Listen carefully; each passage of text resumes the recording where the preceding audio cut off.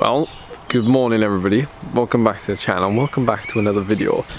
I'm trying to find somewhere good to start this video. I found this tree. I think I'll start it here. Tomorrow, the bike race, roughly the size of Wales, starts. 1,000 kilometers that I'm going to be riding both on-road, a little bit of off-road, a bit of unknown road, to be honest. Pretty nervous for this now. It's something that's well into unknown territory for me. So a while ago I took delivery of a new bike. It's not a brand new bike, it's been ridden and I've been loaned it now to not only take around Wales but to also maybe discover some new gravel adventures. I feel like we should introduce it and get to know it a bit better, so here we go.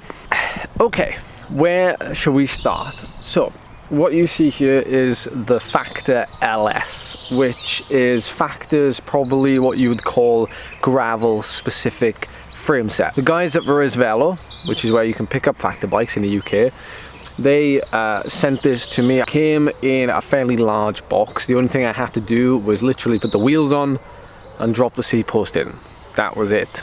So I won't run you through like exactly what's on here because I want to save that for after the event, like in terms of like the bags and what I've got in them, because I feel like that's something that people do after the fact so that they can say if they've taken too much or not taken enough and things like that. So we'll save that for later. You know, there's an obvious difference between this and the O2 Vam.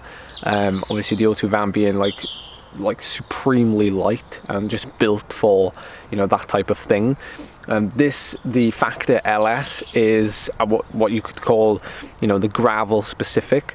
The geometry you can probably see is very similar to like that of the O2 family anyway, but like there's a couple of people you might know who ride this bike. In fact, Dylan Johnson, you know, also well-known YouTuber, the frame set that he races with the Jukebox team. It's come with the Black Ink 30 wheel set with some very tasty Panaracer Gravel King SK Plus tyres, which you can chuck a tube in if need be. They are 35 millimeters wide, but this frame I think can take tyres up to like 40 to 43 mil. It can be 1x or 2x. This is 2x, as you can see. It's also electronic or mechanical, but this has actually got a electronic GRX, Shimano GRX group set.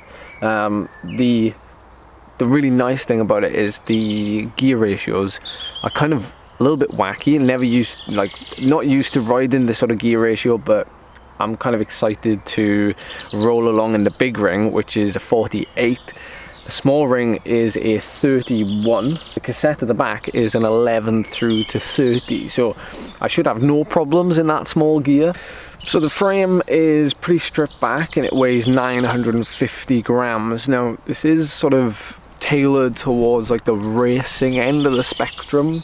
It's not really designed for, you know, I guess what you could call like touring, but at the end of the day, you know, it can do both.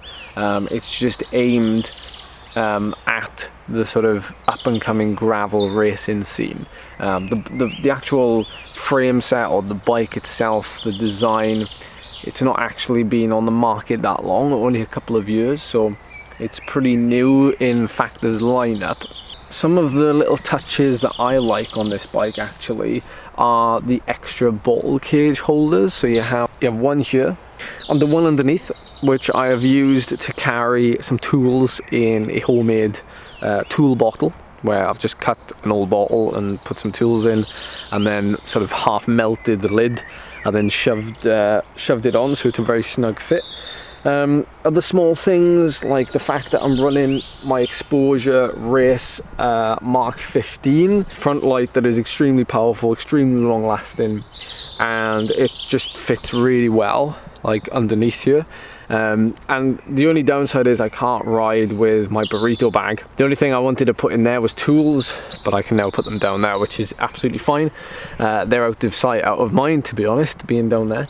And I actually I'm really liking the shape of these hoods, the GRX.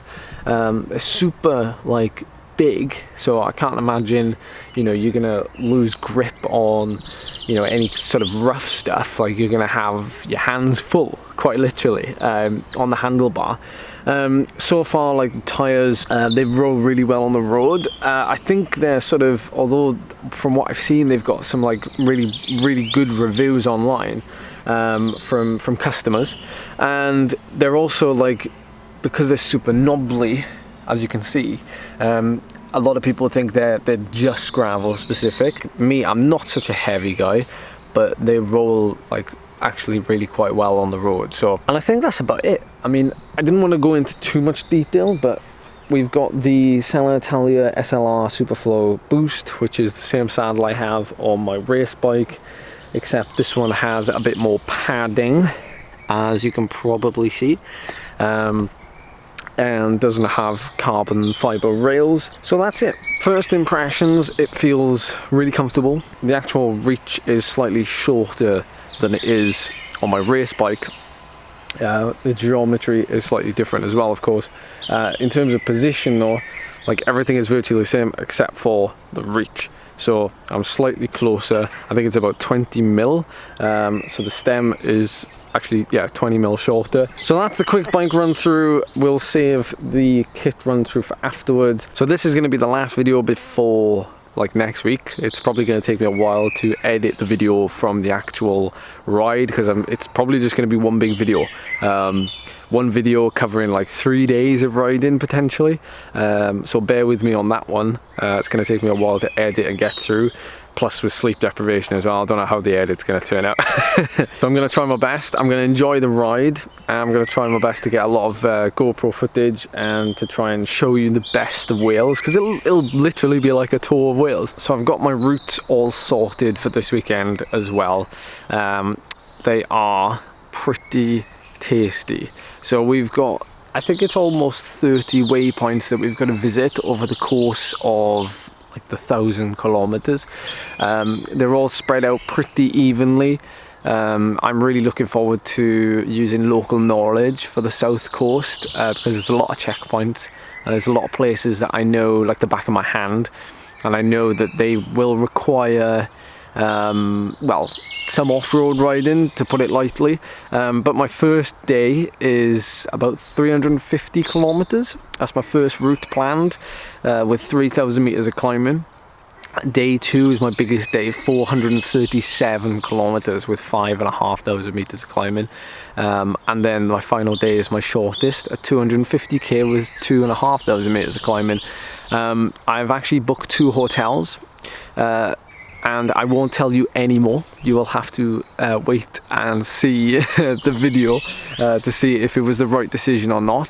The reason why I booked hotels, quite frankly, is because it just makes it simpler for me. It makes it simpler, makes it less stressful, and it means I don't put myself in such a hole trying to ride for like 24 or 36 hours straight and then just trying to find like a hedge to sleep in for an hour, because that would throw me way out of whack, and then I probably wouldn't be able to train for like a week after it. So I'm trying to look after myself as well as best as possible, whilst also enjoying and, you know, riding, you know, not necessarily as fast as I can, but, you know, within my means, and just trying to get it done at a good pace, but also not killing myself in the process. So anyway, that's going to be it for this video. By the time you see this, I'm probably going to be getting ready for bed, and I'm getting ready for an early start in Chepstow on Friday at 8 AM. So I will see you over on Instagram, and I look forward to catching up with you next week.